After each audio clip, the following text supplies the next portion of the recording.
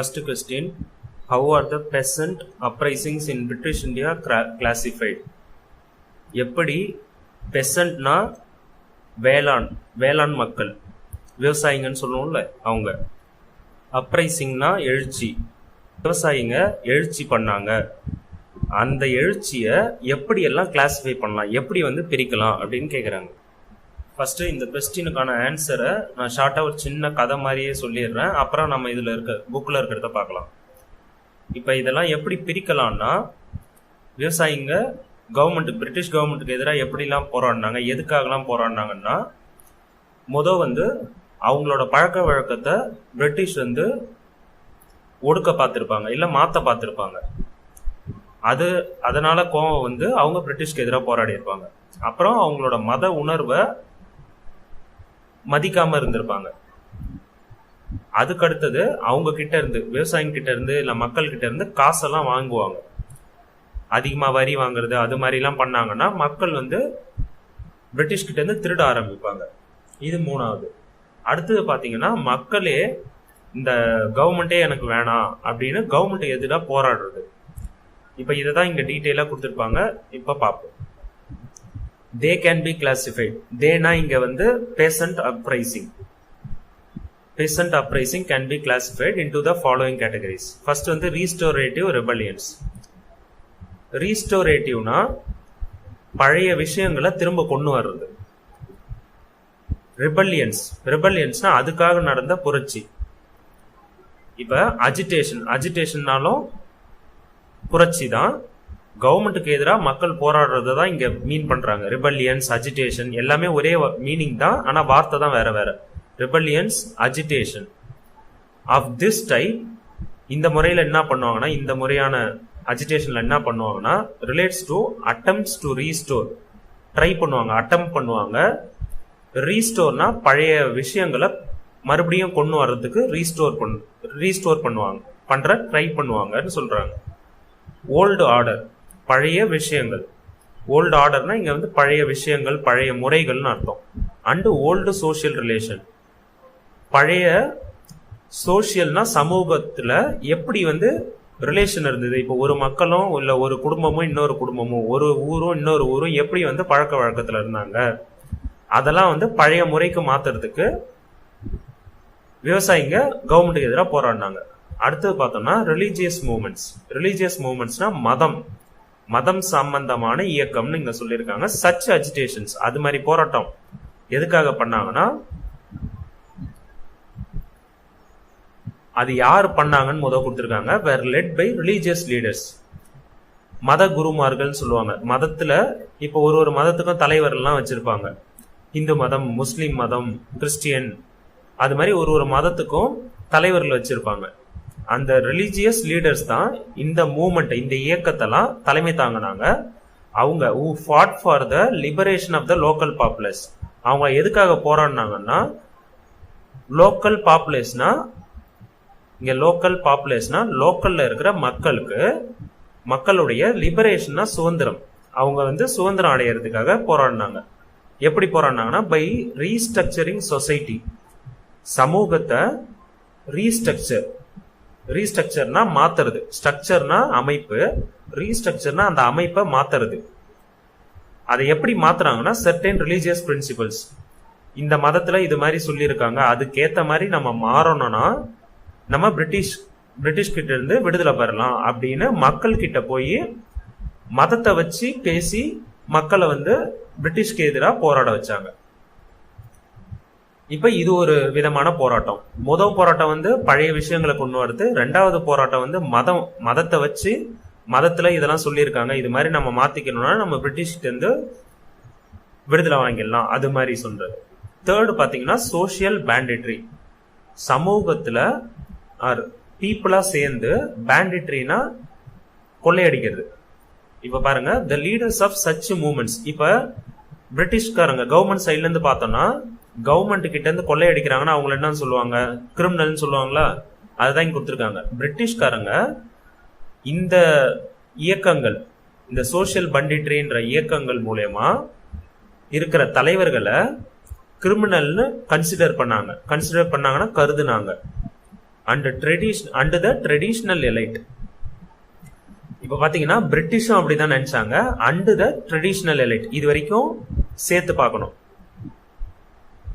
இந்த மூமெண்டோட தலைவர்கள் எல்லாம் கிரிமினல்னு பிரிட்டிஷும், ட்ரெடிஷ்னல்னா பழைய காலத்துல இருந்து தலைமுறையா தலைவர்களாவே இருப்பாங்கல்ல, அந்த ஊருக்கு தலைவர்கள், நாட்டாம அப்படிலாம் சொல்லுவாங்கல்ல, அவங்கலாம் இது மாதிரி காசு கொள்ளையடிக்கிறவங்கள வந்து கிரிமினல்னு நினைச்சாங்க. ஒன்னு பிரிட்டிஷ்ல இருந்து கொள்ளையடிப்பாங்க, இல்லைன்னா பணக்காரங்க கிட்ட இருந்து கொள்ளையடிப்பாங்க. அந்த பணக்காரங்களும் அவங்களும் கிரிமினல் தான் நினைச்சாங்கன்னு சொல்றாங்க. But were looked upon by their people. ஆனா மக்களால அவங்க ஹீரோவாவும் சாம்பியன்ஸ் ஆஃப் தேர் காஸ், அவங்களுடைய நலனுக்காக போராடுற சாம்பியனாகவும் தான் அவங்கள பார்த்தாங்க. Last point, mass insurrection. மாஸ்னா மக்கள் எல்லாரும் ஒன்னா சேர்ந்துன்னு அர்த்தம். இன்சரக்ஷன்னா எழுச்சி, அதே தான். இங்க பாருங்க எல்லாமே ஒரே மீனிங் தான் இந்த வார்த்தைலாம். அப்ரைசிங், இன்சரக்ஷன், இதெல்லாம் வந்து எழுச்சி, கவர்மெண்ட்டுக்கு எதிராக போராடுறதுக்கு பேரு. யூஸ்வலி இப்ப இது மக்களா போராடுறதுக்கு என்னன்னு சொல்றாங்கன்னா, யூஸ்வலி லீடர்லெஸ், அதுக்கு தலைவர்லாம் இருக்க மாட்டாங்க. அண்டு ஸ்பான்டேனியஸ், உடனே நடந்த எழுச்சியா இருக்கும்.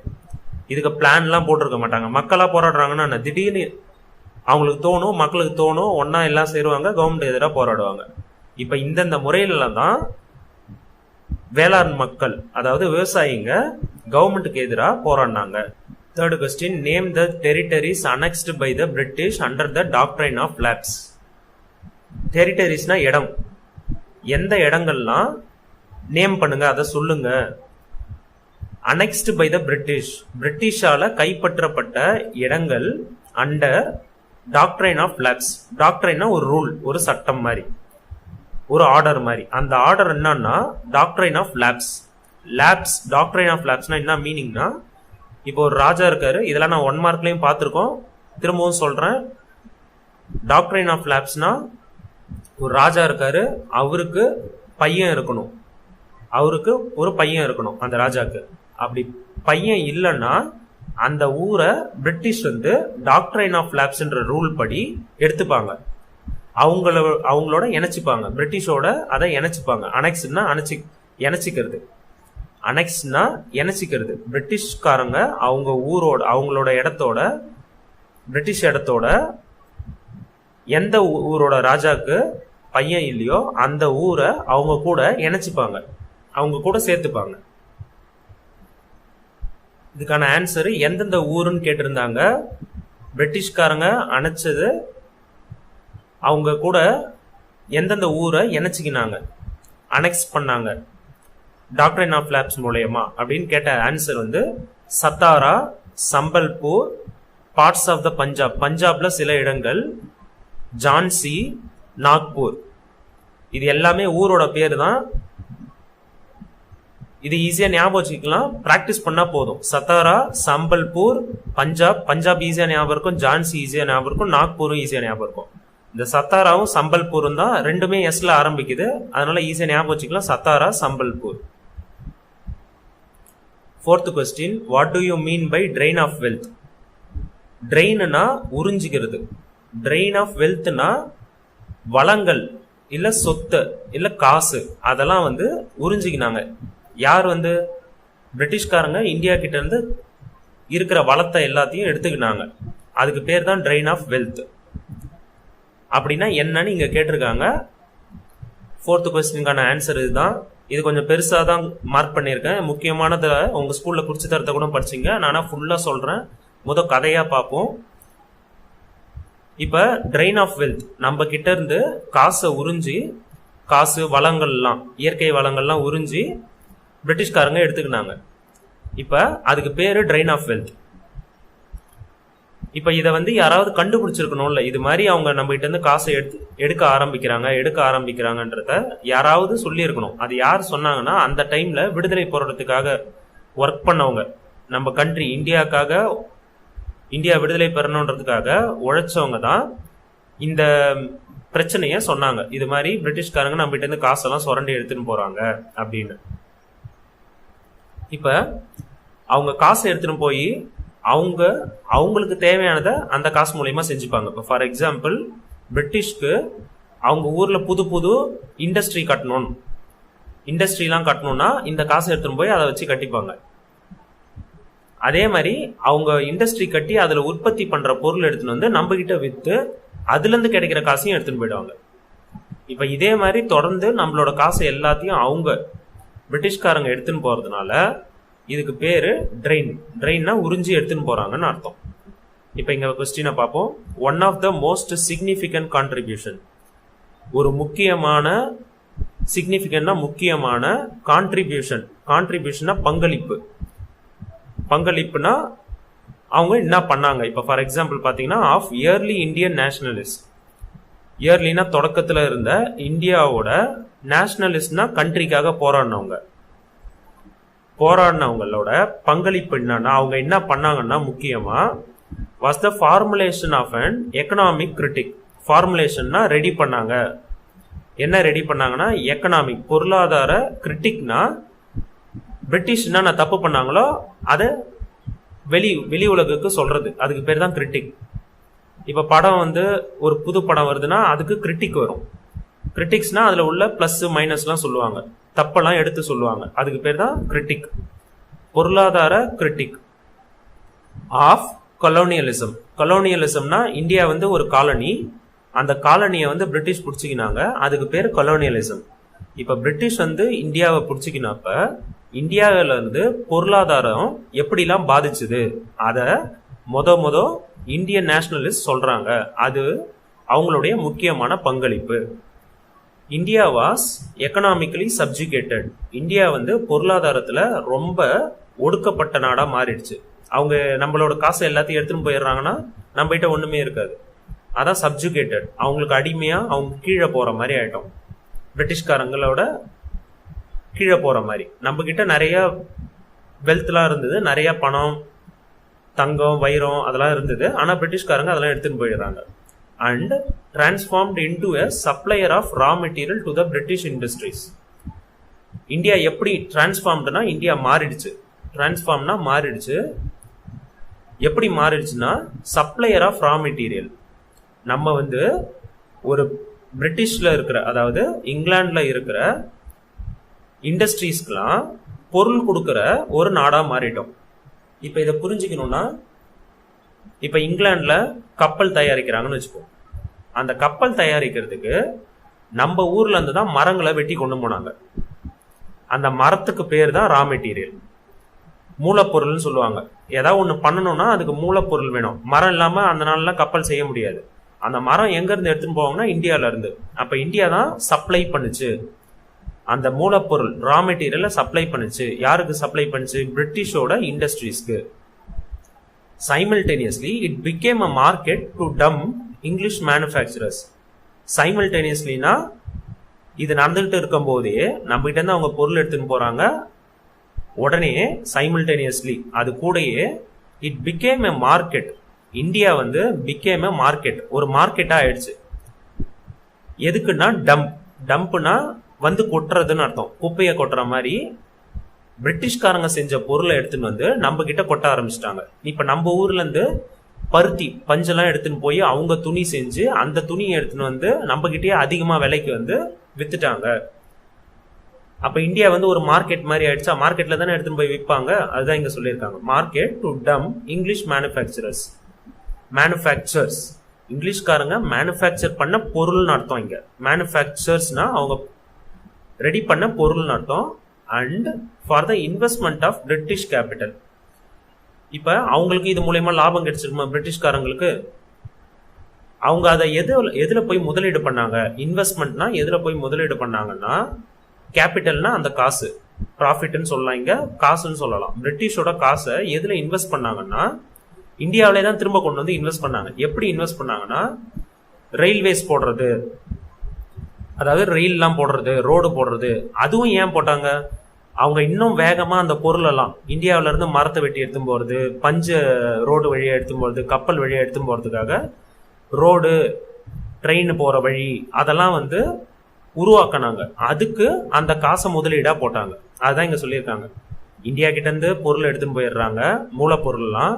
மரம், பஞ்சு அது மாதிரிலாம் பொருள் எடுத்துன்னு போயிட்டு அதை செஞ்சு நம்மளுக்கே விற்று அதுல வர ப்ராஃபிட்டை திரும்ப நம்மளுக்கே நம்ம ஊர்லயே எடுத்துட்டு வந்து முதலீடு பண்ணி இது மூலயமா ஒன்று தொடர்ந்து நடந்துக்கிட்டே இருக்குது. நம்ம ஊர்ல இருந்து கொள்ளையடிக்கிறது தொடர்ந்து நடந்துக்குது. நல்லா புரிஞ்சுங்க. பஞ்சு இல்ல மரத்தை நம்ம ஊர்ல இருந்து எடுத்துன்னு போறாங்க, அதை ஒரு பொருளா மாத்துறாங்க, அதை எடுத்துட்டு வந்து நம்ம கிட்டே விற்கிறாங்க. நம்ம கிட்ட விற்கும் போது நம்ம காசு தருவோமா, அதை அவங்க எடுத்துக்கிறாங்க, ப்ராஃபிட் அவங்களுக்கு கிடைக்குது. அந்த ப்ராஃபிட் கிடைச்ச காசை எடுத்துட்டு வந்து திரும்ப நம்ம ஊர்லயே ரோடு, ரயிலு அதெல்லாம் போடுறதுக்கு ரெடி பண்றாங்க, ரயில்வேஸ்லாம். இதெல்லாம் பண்ணதுனால என்ன பண்ணாங்கன்னா அவங்க இன்னும் வேகமா அடுத்தடுத்த டைம் வந்து மரம், பஞ்செல்லாம் சீக்கிரமா எடுத்துட்டு போயிட்டு இதை வேக வேகமா பண்ண ஆரம்பிச்சாங்க. இதே விஷயம் தொடர்ந்து தொடர்ந்து நடந்தது. Next point, so the colonial economy was a continuous. கண்டினியூஸ்னா தொடர்ந்து. டிரான்ஸ்ஃபர் ஆஃப் ரிசோர்சஸ், டிரான்ஸ்ஃபர்னா ஒரு இடத்துல இருந்து இன்னொரு இடத்துக்கு போகுது, ரிசோர்சஸ்னா வளங்கள். டிரான்ஸ்ஃபர் ஆஃப் ரிசோர்சஸ் ஃப்ரம் இந்தியால இருந்து டு பிரிட்டன். பிரிட்டன்னா இங்கிலாந்து. இப்ப இந்த கொலோனியல் எக்கனாமினா இது மாதிரி ஒரு நாட்டை கைப்பற்றி அது மூலயமா கிடைக்கிற பொருளாதாரம் என்ன பண்ணுதுன்னா கண்டினியூஸா ஒரு ஊர்ல இருந்து இன்னொரு ஊருக்கு பொருளெல்லாம் டிரான்ஸ்ஃபர் பண்ணுது. எந்த ஊர்ல இருந்து? இந்தியாவில இருந்து பிரிட்டனுக்கு. வித்தவுட், இப்ப இதுதான் ப்ராப்ளமே. இப்ப நம்ம ஊர்ல அவங்க பொருள் எடுத்துட்டு போய் நம்மளுக்கு அதுக்கான கரெக்டான காசு கொடுத்துருந்தாங்கன்னா பிரச்சனை கிடையாது. ஆனா வித்தவுட் எனி ஃபேவரபிள் ரிட்டர்ன்ஸ். ரிட்டர்ன்ஸ்னா ப்ராஃபிட்னு அர்த்தம். இந்தியாவுக்கு சாதகமா எந்த ஒரு ப்ராஃபிட்டுமே இல்லாம அவங்க இந்த பொருள் எல்லாம் எடுத்துட்டு போயிட்டாங்க. இதுக்கு பேரு தான் drain of wealth. 6th question, highlight the objectives of home rule movement. Home rule இயக்கம் அதனுடைய கோல்ஸ், அப்ஜெக்டிவ்ஸ், என்ன குறிக்கோள் அப்படின்னு கேக்குறாங்க. ஹோம் ரூல்னா ஃபர்ஸ்ட் புரியணுன்றதுக்காக சொல்றேன், நம்மளே ஆட்சி பண்றோம், ரூல் பண்ணிக்கணும் அப்படின்றதுக்காக ஒரு இயக்கம் ஒன்று ஆரம்பிச்சாங்க இந்தியாவில். அதுக்கு பேர் தான் ஹோம் ரூல் மூவ்மெண்ட். 6th கொஸ்டினுக்கான ஆன்சர் இதுல ஆரம்பிச்சு இது வரைக்கும். இது கீழே இருக்கிறதுலாம் உங்களுக்கு தேவையில்லை. இப்ப இந்த 3 பாயிண்ட் மட்டும் தான் தேவை, அதை மட்டும் பார்ப்போம். அப்ஜெக்டிவ்ஸ்னா குறிக்கோள், என்னென்ன குறிக்கோளோட ஹோம் ரூல் மூவ்மெண்ட் ஆரம்பிச்சாங்க அப்படின்னு தான் meaning. To attain self government. அட்டைன்னா அடையணும், செல்ஃப் கவர்மெண்ட்னா சுய ஆட்சி, சுய அரசு, நமக்கு நம்மளே அரசாங்கம் அடையணும் வித்தின் த பிரிட்டிஷ் எம்பையர். ஆனா பிரிட்டிஷ்க்கு கீழே தான் இருக்கணும். பிரிட்டிஷோட அதிகாரத்துக்கு கீழே நம்மளே ஆட்சி பண்ணணும். இந்தியாவை இந்தியன்ஸே ஆட்சி பண்ணணும் by using constitutional means. Constitutional மீன்ஸ்னா சட்டப்படின்னு அர்த்தம். அரசியல் அமைப்பின்படி, சட்டப்படி. அரசியல் அமைப்புனா கான்ஸ்டிடியூஷனுக்கு தமிழ்ல தான் அரசியல் அமைப்பு. அரசியல் எப்படி பண்ணணும், அரசியலோட அமைப்பை பத்தி சொல்றதுதான் கான்ஸ்டிடியூஷன். அந்த கான்ஸ்டிடியூஷனல் மீன்ஸ் சட்டப்படியே, வயலண்டா இல்ல, சண்டை போடாம, பிரிட்டிஷ் கூட சண்டைலாம் போடாம சட்டப்படியே பிரிட்டிஷ்க்கு கீழே இந்தியாவை இந்தியன்ஸே ரூல் பண்ணணும், அதை அடையணும். அதுதான் இதோட ஒரு குறிக்கோள். ரெண்டாவது குறிக்கோள் பார்ப்போம். To obtain the status of dominion. ஸ்டேட்டஸ்னா ஒரு நிலைமை. எதை அப்டைன் பண்ணணும்? டொமினியன்ற நிலைமைய அப்டைன். அப்டைன்னா அடையணும். அட்டைன்னாலும் அடையிறதா, அப்டைன்னாலும் அடையிறதா. அப்டைன்னா கிடைக்கிறது, வாங்கிறது. Status of Dominion. டொமினியன் முறைப்படி அரசு இருக்கணும். டொமினியன்னா ரொம்ப சிம்பிள். பிரிட்டிஷ் இருக்கும், பிரிட்டிஷ் அரசாங்கம் கீழே இந்திய அரசாங்கம் இருக்கும். ஆனா இப்ப பாத்தீங்கன்னா அது மாதிரி கிடையாது. சுதந்திரத்துக்கு அப்புறம், ஃப்ரீடம், இண்டிபெண்டன்ஸ்க்கு அப்புறம், 1947க்கு அப்புறம் பிரிட்டிஷ்காரங்க யாரோ நம்ம யாரோ, இந்தியா தனி, பிரிட்டிஷ் தனி. ஆனா இந்த டொமினியன் முறைப்படி என்னன்னா பிரிட்டிஷ்காரங்க நம்மள ஆட்சி பண்ண மாட்டாங்க, இந்தியாவை இந்தியன்ஸ் தான் ஆட்சி பண்ணுவாங்க. ஆனா இந்தியா மொத்தமும் பிரிட்டிஷ் கீழே தான் இருக்கணும், அவங்களுக்கு அடிமை மாதிரி. ஆனா அவங்க நம்மள ஆட்சி பண்ண மாட்டாங்க. அதுக்கு பேர் தான் டொமினியன். உங்களுக்கு புரியறதுக்காக இது மாதிரி சொன்ன. டொமினியன்னா நம்ம தான் ஆட்சி பண்ணுவோம், ஆனா பிரிட்டிஷ் கீழே தான் இருப்போம் நம்ம. ஆனா இண்டிபெண்டன்ஸ்க்கு அப்புறம் இது மாறிடுச்சு. டொமினியன் வேற, இண்டிபெண்டன்ட் வேற. இப்ப டொமினியன் என்னன்னு புரிஞ்சிருக்கும். இது வந்து எ பொலிட்டிக்கல் பொசிஷன். இது ஒரு அரசியல்ல இது ஒரு டைப்.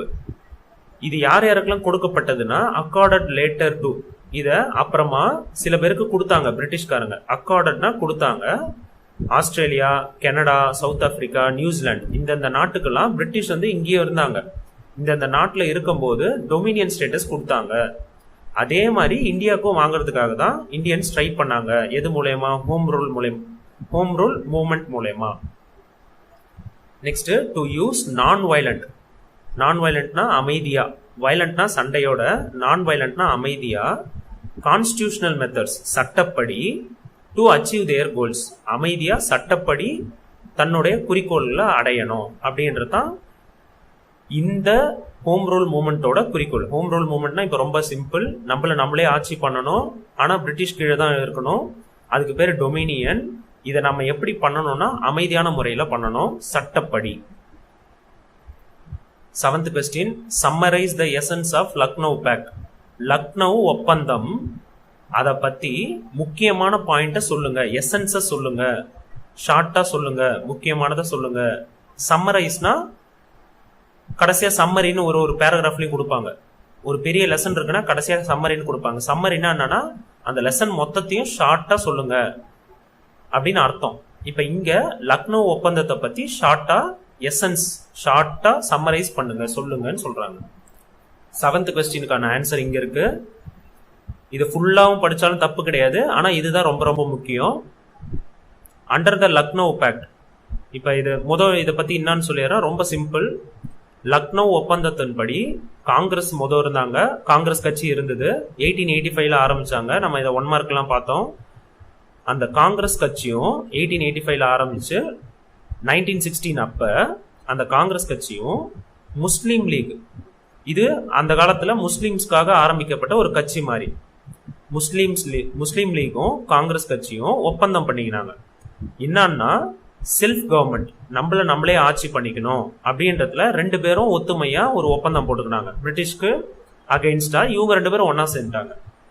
அதுக்கு காங்கிரஸ் முஸ்லீம் லீகுக்கு, அதாவது முஸ்லிம்ஸ்க்காக என்ன சொன்னாங்கன்னா, முஸ்லீமே எலெக்ட் பண்ணிக்கங்க, எலெக்ஷன் வரும்போது முஸ்லீமே ஓட்டு போட்டு தேர்ந்தெடுத்துக்குங்க அப்படின்னு ஒத்துக்கினாங்க. அதுக்கு பேர் தான் லக்னோ பேக்ட். இப்ப இங்க பாருங்க, அண்டர் த லக்னோ பேக்டின் படி, லக்னோ ஒப்பந்தத்தின்படி, the Congress and the Muslim League, காங்கிரஸும் முஸ்லீம் லீகும் அக்ரி, ஒத்துக்கினாங்க that there should be self government in India. Self கவர்மெண்ட்னா நம்மள இந்தியாவை இந்தியன்ஸே ஆட்சி பண்ணணும், செல்ஃப் கவர்மெண்ட், சுய அரசாங்கம், சுய ஆட்சி in India as soon as possible. எவ்வளோக்கு எவ்வளோ சீக்கிரம் முடியுமோ, as soon as possibleனா எவ்வளோக்கு எவ்வளோ சீக்கிரம் முடியுமோ அவ்வளோக்கு எவ்வளோ சீக்கிரமா நம்ம செல்ஃப் கவர்மெண்ட்டை அடையணும் அப்படின்னு 2 பேரும் ஒத்துக்கினாங்க, 2 கட்சியும். இன் ரிட்டர்ன், அதுக்கு பதிலா காங்கிரஸ் என்ன ஒத்துக்கினாங்கன்னா, முஸ்லீம் லீக் இதுக்கு ஒத்துக்கிறதுனால, செல்ஃப் கவர்மெண்ட்டுக்கு ஒத்துக்கிறதுனால காங்கிரஸ் லீடர்ஸ் என்ன ஒத்துக்கினாங்கன்னா, accepted the concept of idea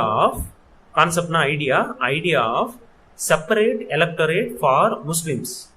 முஸ்லிம்ஸுக்கு ஒரு தலைவர், அந்த தலைவர் முஸ்லீமா தான் இருக்கணும், அந்த முஸ்லீம் தலைவரை முஸ்லிம்ஸ் தான் ஓட்டு போட்டு எடுக்கணும். சொன்னது புரிஞ்சிருக்கும்னு நினைக்கிறேன். முஸ்லீம் தலைவரை முஸ்லீமே ஓட்டு போட்டு எடுப்பாங்க. அதுக்கு பேர் தான் செப்பரேட்